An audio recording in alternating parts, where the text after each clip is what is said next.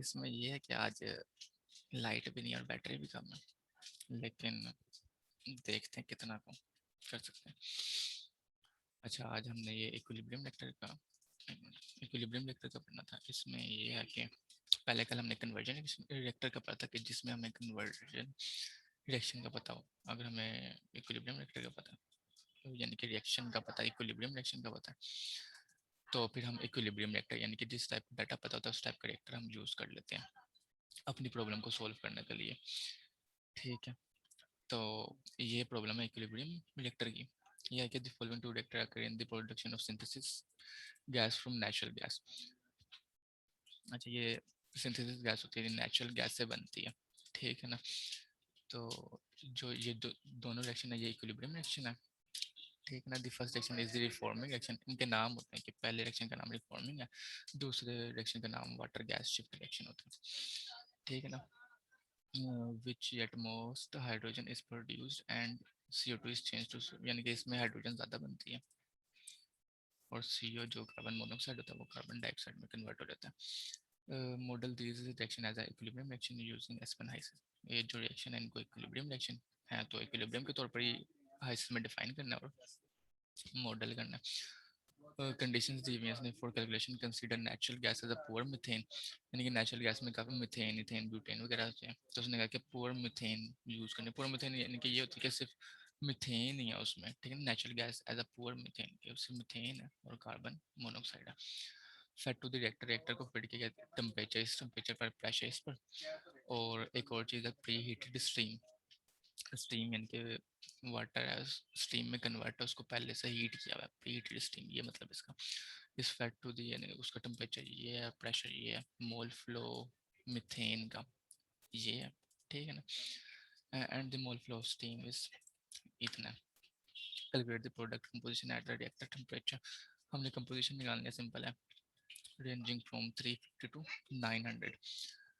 इसमें ट्रिक है थोड़ी सी कि पहले हमें फिक्स टेम्परेचर दिया होता था कि इस टेम्परेचर पर ना आपने कंपोजिशन निकालनी, लेकिन उसने ना इस बार रेंज दे दी कि इतने से इतने तक ना वो बताओ कंपोजिशन कितनी आएगी। अच्छा, तो हम आएंगे इधर बेसिस में, इधर कंपोनेंट सेलेक्ट करेंगे, क्या है, मीथेन है, वाटर है, हाइड्रोजन है, कार्बन मोनोऑक्साइड है, कार्बन डाइऑक्साइड है, बस यही है। इसके बाद fluid package,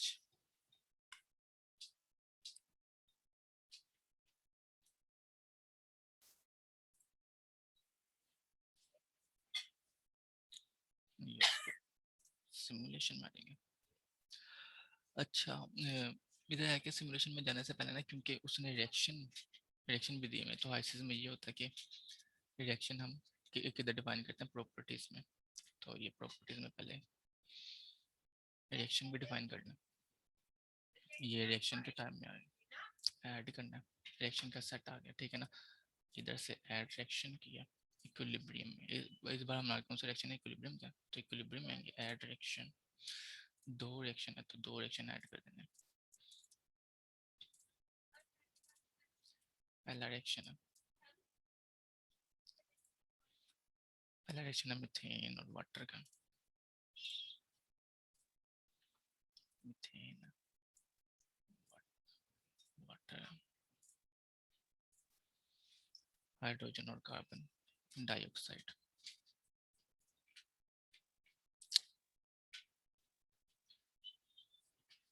methane water hydrogen carbon,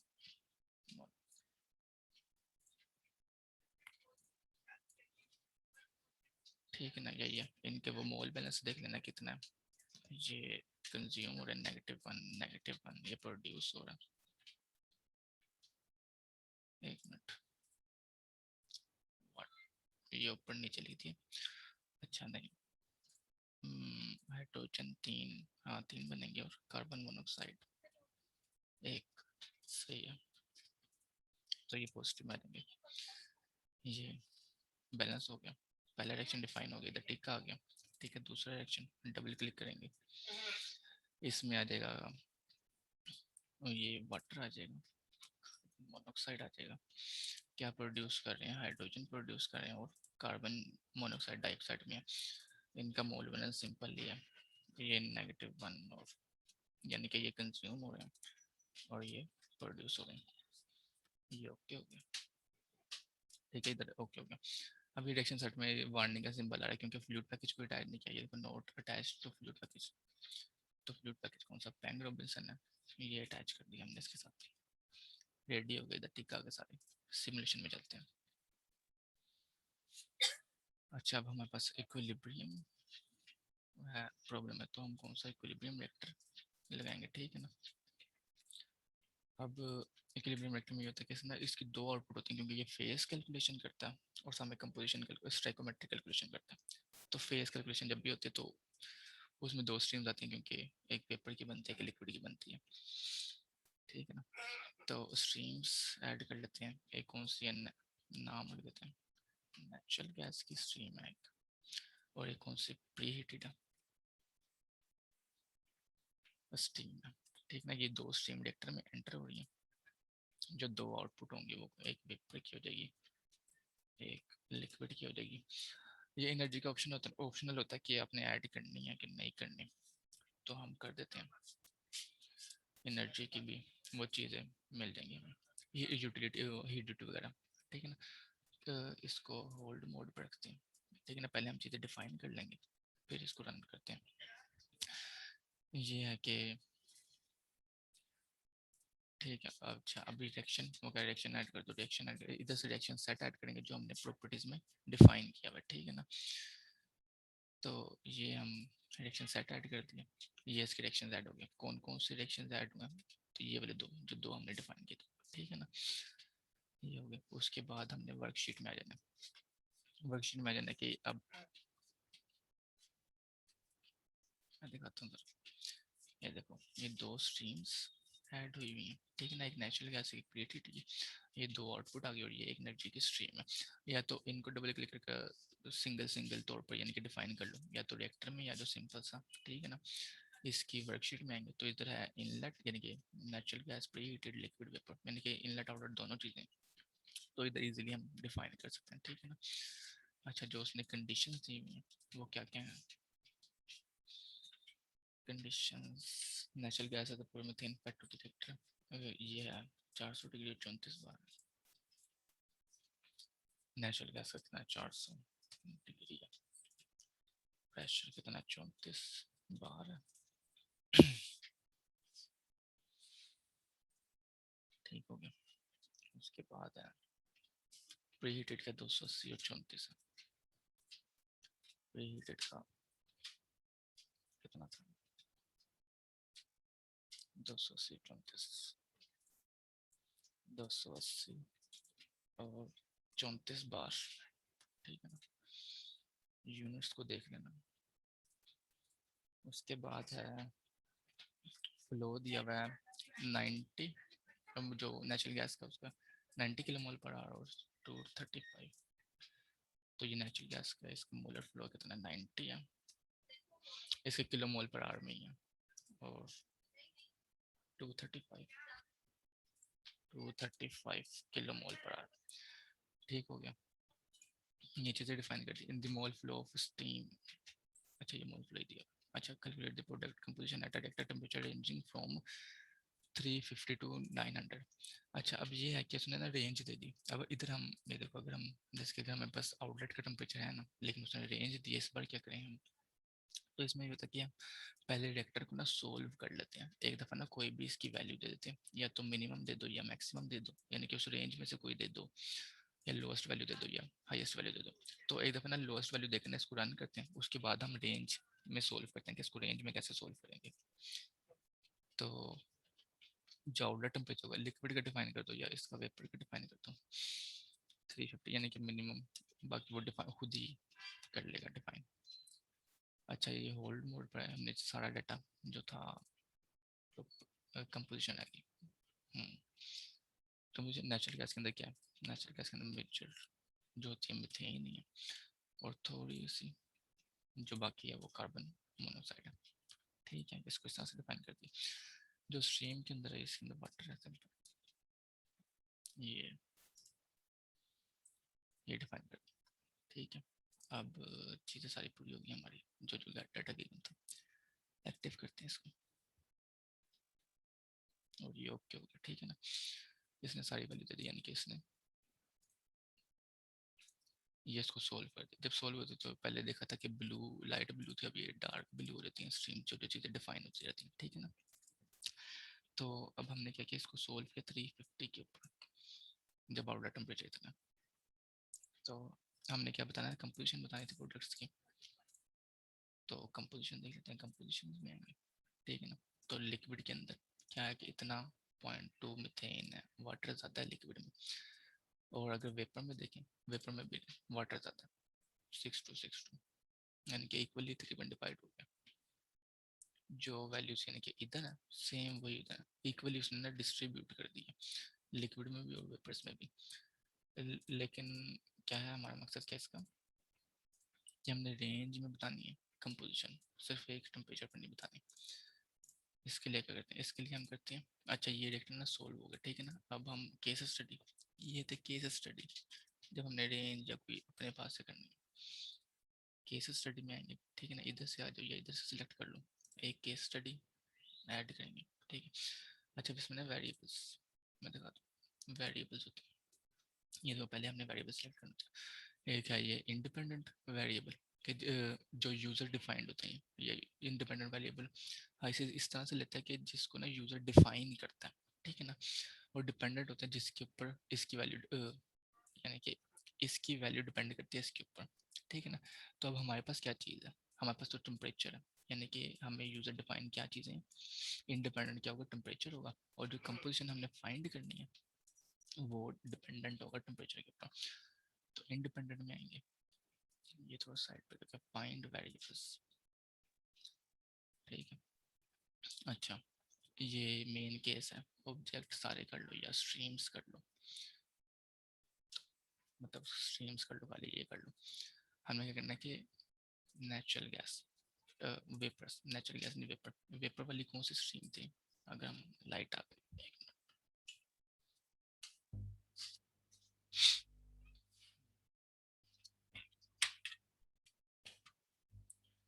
अच्छा, तो इसमें ये कहा था कि मैं ऑब्जेक्ट टाइप्स हैं, ये तो ऑल पर रख लो, या वो सारी चीज़ें बता देगा कि क्या क्या चीज़ें आप डिफाइन किन ऑब्जेक्ट पर हमने स्टडी करनी है।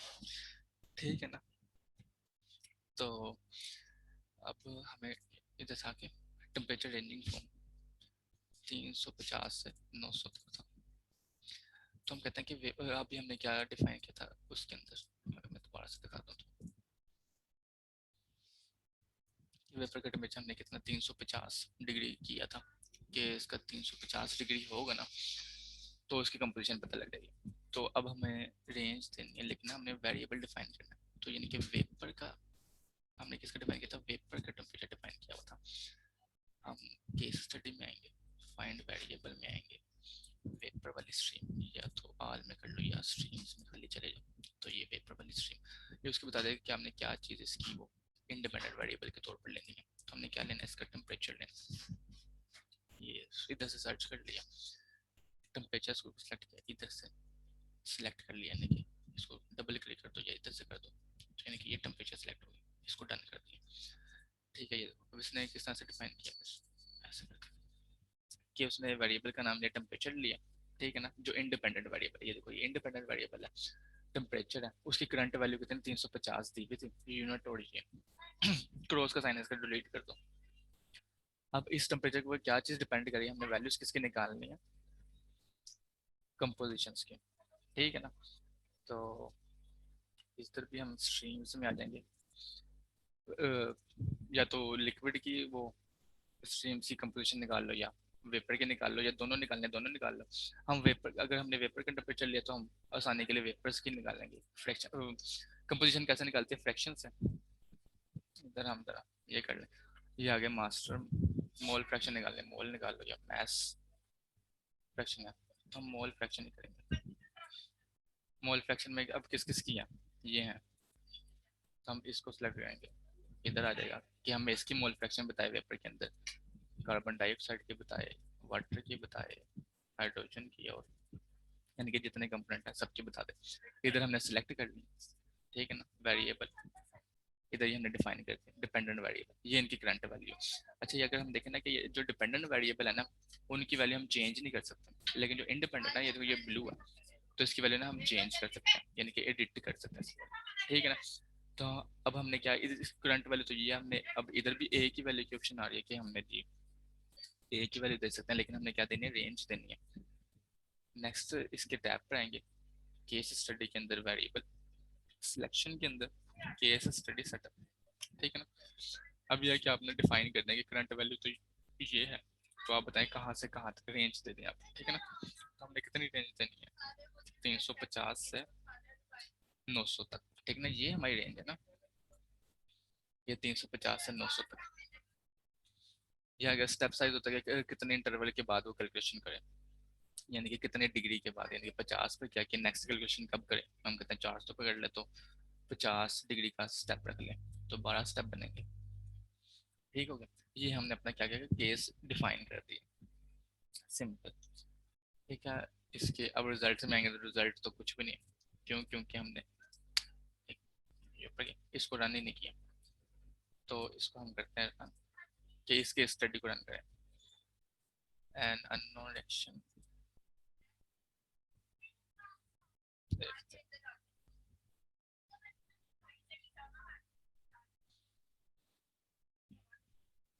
एक मिनट,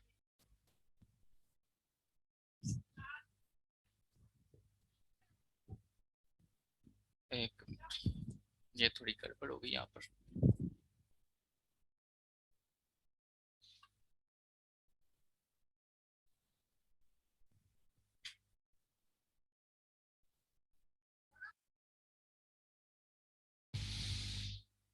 उसने मेरे से रिएक्शन का कोई एरर दिया।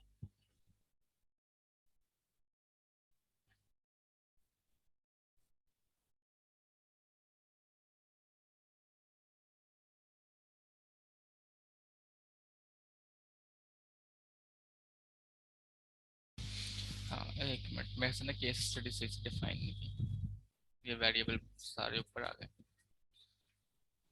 इनको क्रॉस करते हैं।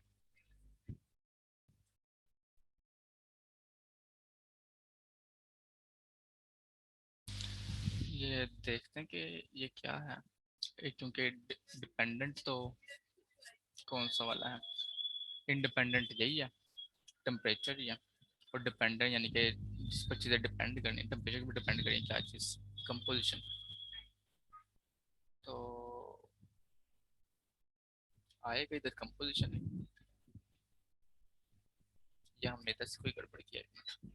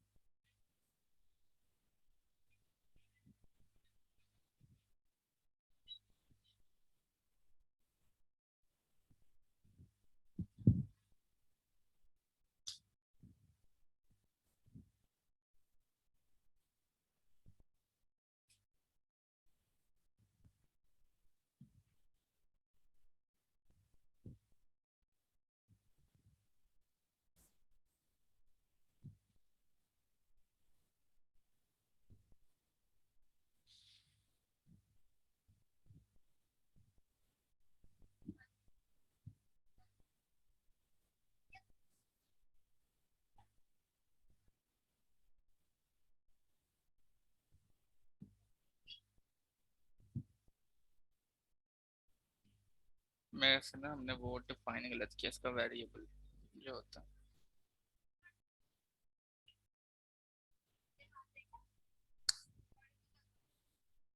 नेचुरल गैस, आएगा इसका ही।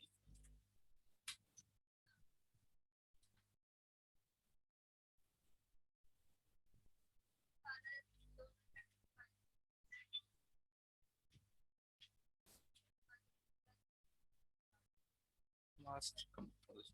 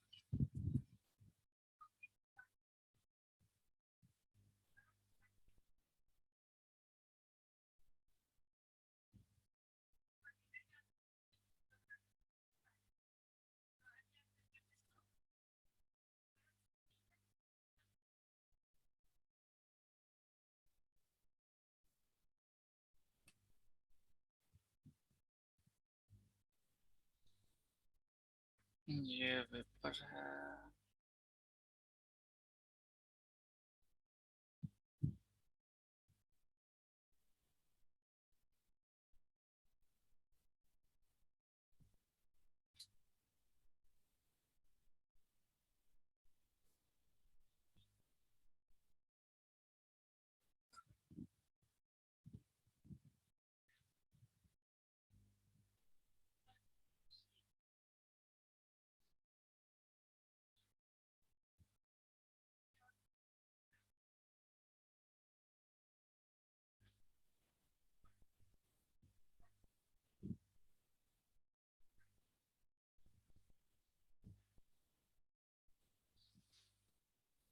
एक मिनट दोबारा से बनाते हैं।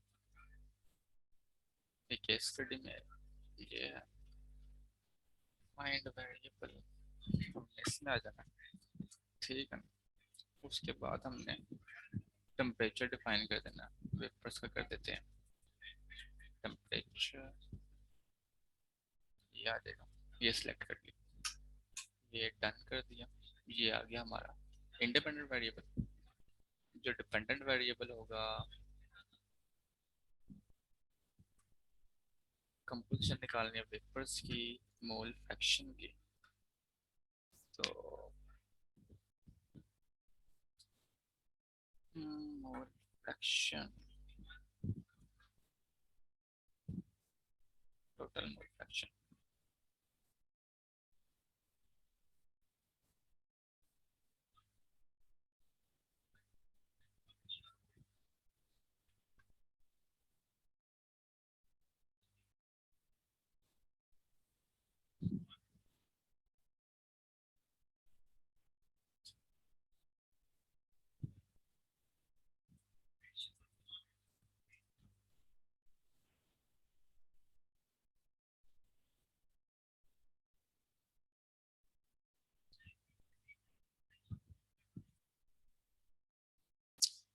इधर ही आना चाहिए था।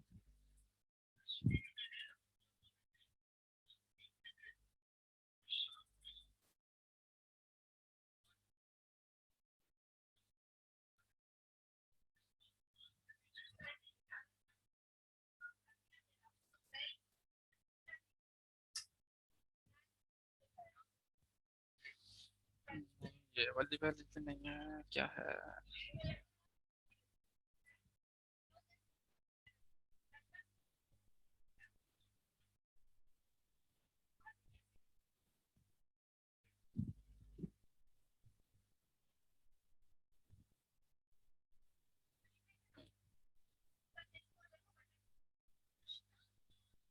ये तो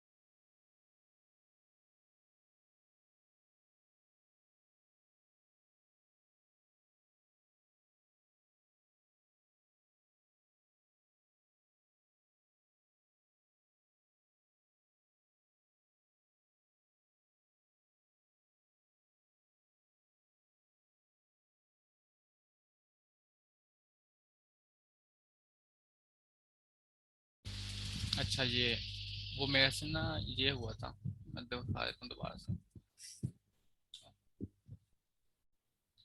कि जब इसको रन किया था ना मेरे से, ये एक्टिव मोड में था, ये ना वो उसमें चले गए थे, अनडिफाइन हो गए थे दोबारा से, तो इसलिए उसने कोई रिएक्शन पकड़ा ही नहीं था यहाँ से। तो दोबारा से इसको करते हैं, वेपर्स में आएंगे, फ्रैक्शन मतलब ये मोल फ्रैक्शन आ गई, किस किस की चाहिए हमें, सारे कंपोनेंट्स की।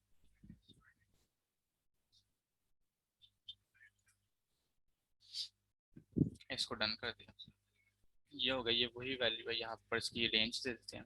रेंज कितनी थी, 350 से 900 तक थी। स्टेप साइज 50, हर 50 डिग्री के बाद कैलकुलेट कर लें। ठीक है, ये हो गया, इसको करते हैं ना, और फिर वो यार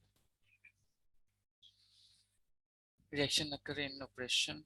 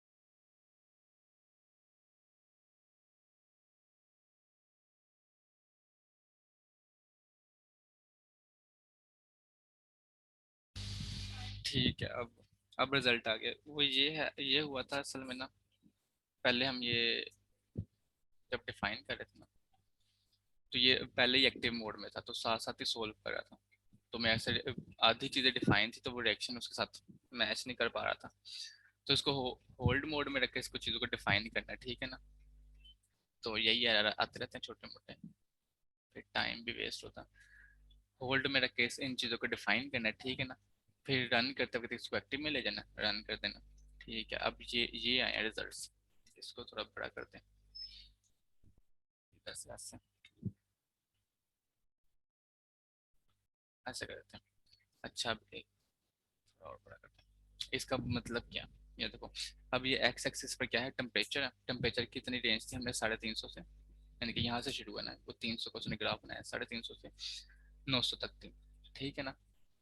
तो ये टेम्परेचर इंक्रीज कर रहा है, इंडिपेंडेंट जो होता है वो एक्स पर आता है, जो डिपेंडेंट होता है वो वाई पर आता है। और क्या है कि जो मोल फ्रैक्शन जो कार्बन मोनोऑक्साइड की ना, वो शुरू में कम थी और आहिस्ता आहिस्ता क्या हो रही है, इंक्रीज हो रही है, यानी कि कार्बन मोनोऑक्साइड क्या हो रहा है, प्रोड्यूस हो रहा है, ठीक है ना। अगर हम रिएक्शन में भी देखें, तो ये देखो कार्बन मोनोऑक्साइड क्या था, प्रोड्यूस हो रहा है, कि शुरू में तो जीरो थी उसकी, यानी कि शुरू में तो कुछ नहीं ना था। जैसे जैसे फिर टेम्परेचर बढ़ाया, टेम्परेचर बढ़ाने से क्या हुआ, रिएक्शन प्रोसीड हुआ, ठीक है ना। तो रिएक्शन की वजह से उसकी मिकदार बढ़ गई है। ऐसे इसी तरह से कार्बन डाइऑक्साइड का देखें, तो ये भी यहाँ तक बढ़ा 700 डिग्री तक, उसके बाद हमने टेम्परेचर इंक्रीज करवाया, तो ये रिवर्स रिएक्शन हो गया, क्योंकि इक्विलिब्रियम है ना। तो इक्विलिब्रियम में अगर टेम्परेचर डिपेंडेंट भी सेंसिटिव होते हैं, तो किसी खास पॉइंट तक मैक्सिमम होता है, उसके बाद वो रिवर्स रिएक्शन चला जाता है। तो ये कार्बन डाइऑक्साइड का वाटर का था।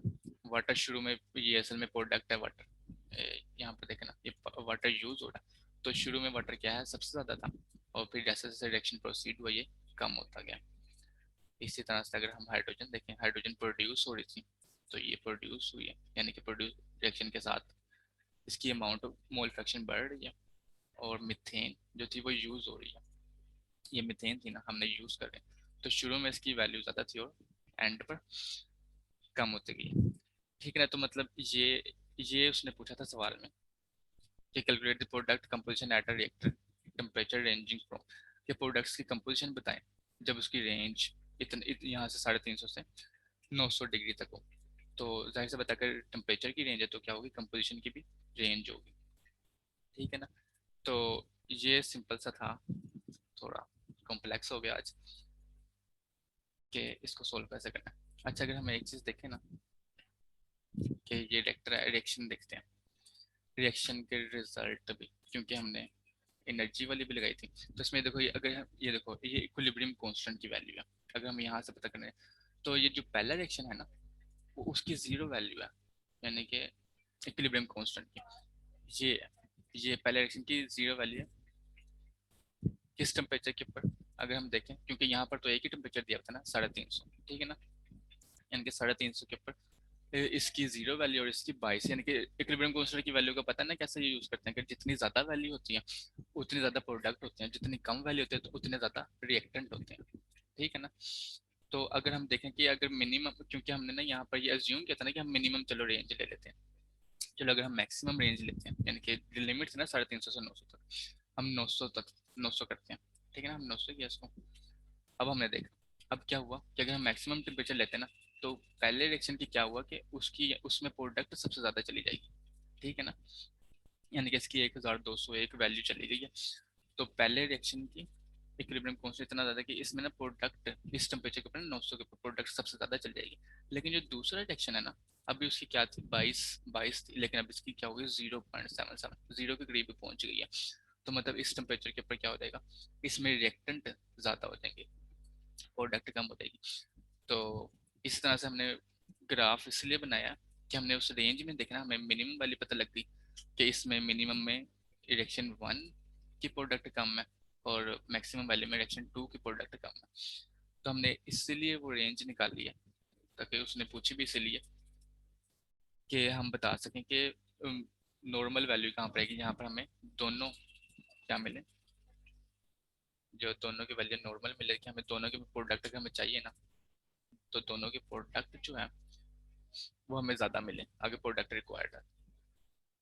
तो ये लॉजिकली था इसका कि हो क्या रहा है और कैसे करना है, उसने मंगवाया क्यों था इक्विलिब्रियम के अंदर वो रेंज ना, इस वजह से। तो ये था आज का, थोड़ा सिंपल थोड़ा मुश्किल हो गया। किसी का कोई सवाल मेरे से, एक ही है मूवीज को सवाल बस, नहीं। सही है, हाँ, ठीक समझ है। आ गई ना सही सारी। थोड़ा सा लेकिन मैं तुम्हारा वीडियो देख के आ जाए। थोड़ा क्या हुआ, हाँ जी। एंड से थोड़ा सा एंड से थोड़ा सा जो है ना वो हो रहा है कि तो हाँ वो कैसे किया आपने तो ग्राफ वाला जो है। अच्छा ग्राफ वाला कैसे किया मैं बता देता हूँ, ये देखो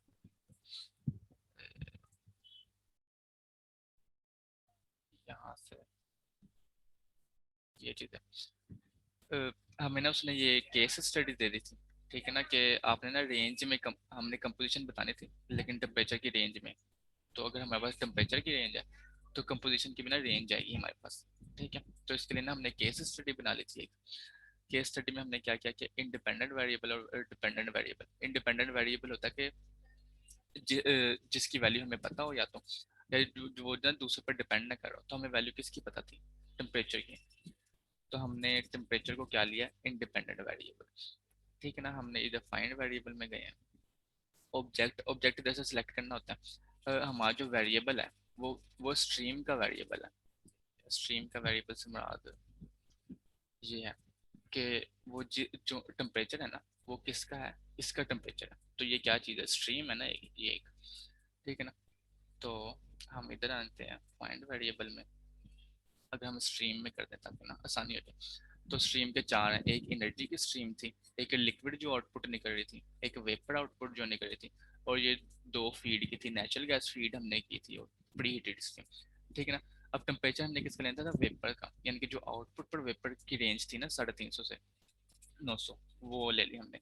तो इधर अब ये स्ट्रीम हमने सेलेक्ट कर ली। अब वो कहता है कि उस स्ट्रीम का कौन सा वेरिएबल आप डिफाइन करना चाहते हैं, टेम्परेचर है, प्रेशर है, या कोई पीएच की वैल्यू, क्या चीज़ आप स्पेसिफाई करना चाहते हैं। तो हम कहते हैं कि टेम्परेचर हमने स्पेसिफाई करना था, इधर से हम टेम्परेचर स्पेसिफाई करेंगे और इधर कर देंगे, ठीक है ना। तो ये इधर हमारे पास आ जाएगा इस तरह से। तो उसके बाद जो डिपेंडेंट वेरिएबल है कि अगर टेम्परेचर तो रेंज कर रहा है यहाँ से यहाँ तक, तो आप अगर हम टेम्परेचर वेरी करें इस स्ट्रीम का, तो आप क्या वैल्यू लेना चाहेंगे। तो इस टेम्परेचर के ऊपर किसकी वैल्यू डिपेंड करती है, वेपर्स की कंपोजिशन की डिपेंड करती है। तो हम दोबारा से इसमें आए हैं, मेन केस आ गया, ठीक है ना। आसानी के लिए स्ट्रीम्स में चले जाते हैं, स्ट्रीम किसकी, वेपर ही की ले लेते हैं। अब हमने क्या करना था, मोल फ्रैक्शन यानी कि कंपोजिशन निकालने का यही होता है कि बताने का कि मोल फ्रैक्शन बता दो या मैस फ्रैक्शन बता दो। तो अब हम आए फ्रैक्शन लिख दिया ताकि ढूंढने में थोड़ी आसानी है। देखो अब लिखा हुआ है master composition, mass fraction, mole fraction या वॉल्यूमेट्रिक वॉल्यूम फ्रैक्शन। तो हमें क्या चाहिए, वॉल्यूम चाहिए, हमने एक कंपोजिशन चाहिए, ठीक है ना। मास्टर कंपोजिशन इनके सबकी चाहिए। मास्टर के अंदर उस स्ट्रीम के जितने कंपोनेंट्स होते हैं ना वो सारे पड़े होते हैं। तो हमें किस किस कंपोनेंट की चाहिए थी, सबकी चाहिए थी। हम या तो हम सिलेक्ट कर सकते थे खाली प्रोडक्ट की, कि प्रोडक्ट हमारे पास कौन कौन सा बना है, कार्बन डाइऑक्साइड, मोनोऑक्साइड और हाइड्रोजन। तो हमने साथ में क्या कर लिया, मीथेन भी सिलेक्ट कर लिया और वाटर भी सिलेक्ट कर लिया, ताकि हमें पता लग जाए कि वो किस तरह से यूज हो रहे हैं। तो हमने ये सबको सिलेक्ट किया, ऐसे सिलेक्ट करेंगे, इधर ले जाएंगे। तो इस तरह से हमने ये पांचों के पांचों डिफाइन कर दिए, ये इधर आ गए। तो अब इसका मतलब ये है कि अब जब टेम्परेचर वेरी करेगा ना, तो इनकी कंपोजिशन कैसे वेरी करेगी। करंट वैल्यू ये है, करंट वैल्यू क्योंकि हमने एक दफ़ा रन कर लिया था, तो उसकी करंट वैल्यू ये थी, करंट वैल्यू अब ये 900 है। उसके बाद हमने केस स्टडी में जाना है, सेटअप में। उसमें हमने देखना है कि हमारे पास रेंज थी टेम्परेचर की ना, कि हमने किस रेंज से किस रेंज तक जाना था। तो हमने 350 से 900 तक जाना था, ये हमने उसकी रेंज दे दी। स्टेप साइज ये होता है कि वो कैलकुलेशन अब हर पॉइंट पर कर सकता है, वो हर .1.001 पर भी कर सकता है। तो हमने बता दें कि ना हर 50 डिग्री पर कैलकुलेट करे, एक 350 पर कैलकुलेट कर ले कंपोजिशन, फिर जो अगली कैलकुलेशन करे वो 400 पर करे, फिर जो उसके अगली है वो 500, वो 450 पर करे, उसके अगली 500 पर करे, यानी कि 50 डिग्री का स्टेप रखें, यानी कि 50 डिग्री के उसके बाद डिफरेंस के बाद तुमने 50 डिग्री का रखा, तो उसने कैलकुलेट करते कि 12 स्टेप्स बनेंगे, यानी कि हमारे पास ना 12 पॉइंट्स आएंगे, जो डाटा पॉइंट्स आएंगे ना वो 12 आएंगे। फिर हमने ये डिफाइन किया था, हमने रन किया कि बताओ फिर अब किस तरह से ये डिपेंड करिए कंपोजिशन, ये वाली, ठीक है। तो हमारे पास रिजल्ट आए हैं, ये उसने 12 पॉइंट बना दिया, अगर हम गिने भी ना, ये तो केस 1 से केस 12 उसने 12 पॉइंट्स बना दिए, ठीक हो गया। तो उसने या तो टेबल की फॉर्म में पढ़ना है या एक्सेल में जाकर अच्छा सा ग्राफ बनाना है, तो एक्सेल में सेंड कर दो इसे, ग्राफ अच्छा सा बना दो। तो यहाँ से भी हम पढ़ सकते हैं कि 350 पढ़ना टेम्परेचर पर, कार्बन मोनोऑक्साइड की कंपोजिशन ये है। अब जैसे जैसे टेम्परेचर ये नीचे बढ़ रहा है, इसकी कंपोजिशन क्या हो रही है, बढ़ रही है, 0.003824 ये बढ़ रही है, यानी कि कार्बन मोनोऑक्साइड क्या हो रहा है, प्रोड्यूस हो रहा है। शुरू में ये क्या नहीं था, और एंड पर यानी कि जैसे रिएक्शन प्रोसीड कर रहा है ये बढ़ रहा है, इसकी मिकदार ना कंपोजिशन जो है मोल फ्रैक्शन वो बढ़ रही है। अगर हम रिएक्शन में भी देखें तो क्या हो रहा है कि ये तो शुरू में वो कार्बन मोनोऑक्साइड था ही नहीं, जीरो था। तो उसके बाद क्या हुआ कि जैसे रिएक्शन प्रोसीड हुआ इक्विलिब्रियम की तरफ, तो कार्बन मोनोऑक्साइड की वैल्यू आना शुरू होगी, यानी कि प्रोड्यूस होगा ये। तो ये हो गया। तो इसी तरह से कार्बन डाइऑक्साइड है, वाटर है, हाइड्रोजन है और मीथेन है। तो उसके बाद हमने ये प्लॉट तो कर लिया, ये केस स्टडी उसकी ये ग्राफ की शक्ल में नजर आ गया कि कार्बन डाइऑक्साइड को मोनोऑक्साइड को देखने के प्रोड्यूस हो रहा है। कार्बन डाइऑक्साइड जो है वो क्या हो रहा है, शुरू में प्रोड्यूस है फिर रिवर्स रिएक्शन हो गया। तो ये सिंपल था आज का। मतलब ये इस तरह से ग्राफ की शक्ल में भी देख सकते हैं और टेबल की शक्ल में भी देख सकते हैं। तो इस तरह से हमने टेबल यानी कि केस स्टडी बना लिया अलग से ना, कि हम केस स्टडी में हम रेंज देख लें कि इस रेंज से इस रेंज तक कंपोजिशन कैसे चेंज कर रही है। तो इस तरह से चेंज कर रही है डिफरेंट कंपोनेंट्स की, ये ग्राफ की शक्ल में। ग्राफ ये थोड़ा ऐसी, क्योंकि इसमें सिंगल सिंगल कंपोनेंट देखने पड़ रहे हैं, तो अच्छा यही है कि हम क्या करें कि इसको रिजल्ट को एक्सेल में सेंड करें, तो इन सब डाटा पॉइंट्स को ना इसके अगेंस्ट ही ड्रा कर लें, तो वो हमें कंपैरिजन भी पता लग जाएगा। यानी कि एक ही ग्राफ के ऊपर ना ये 5 कर्व्स वाई पर होंगी और एक ये इस पर होगी, एक्स पर होगी, तो वो हमें थोड़ा कंपैरिजन भी नजर आ जाएगा। यानी कि अभी तो ये एक ही कर्व नजर आ रही है कार्बन डाइऑक्साइड की, फिर कार्बन मोनोऑक्साइड की नजर आएगी, मीथेन की और बाकी भी, तो थोड़ा कंपैरिजन करने में आसानी हो जाएगी। तो इस तरह से था कि क्योंकि उसने इधर पूछा हुआ था ना केस स्टडी में कि अपने रेंज के अगेंस्ट बताने कंपोजिशन, तो इस तरह से हमने केस स्टडी बनाई है और उसकी कंपोजिशन बता दी कि इस तरह से वेरी कर रही है।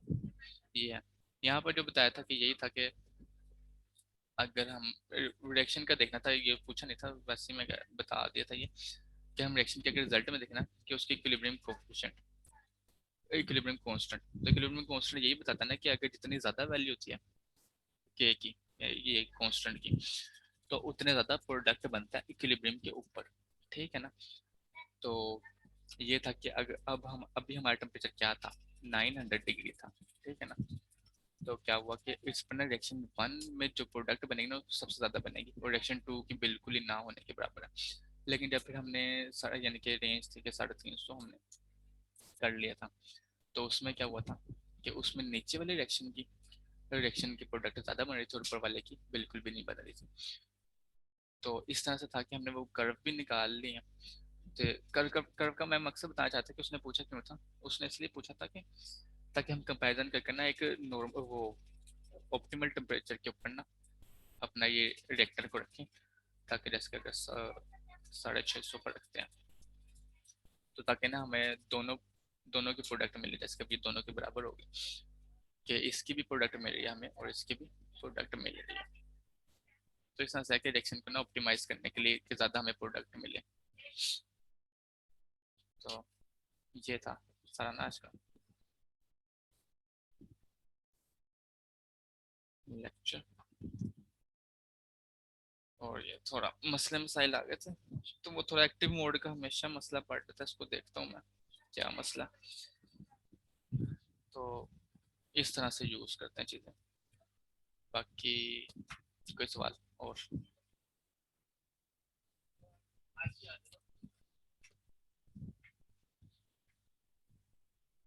सही है, ठीक है, फिर मैं रिकॉर्डिंग और ये वर्ड की फाइल शेयर करता हूँ ग्रुप में। प्रैक्टिस करते रहना, क्योंकि ऐसे चीज़ें बताते रहेंगे फिर ऐसे याद नहीं रहेंगी, भूल जाएंगे एक दिन के बाद या 2 दिन के बाद, तो प्रैक्टिस करोगे तभी याद रहेंगी। तो बाकी सही है, खुश रहो, अल्लाह हाफिज़।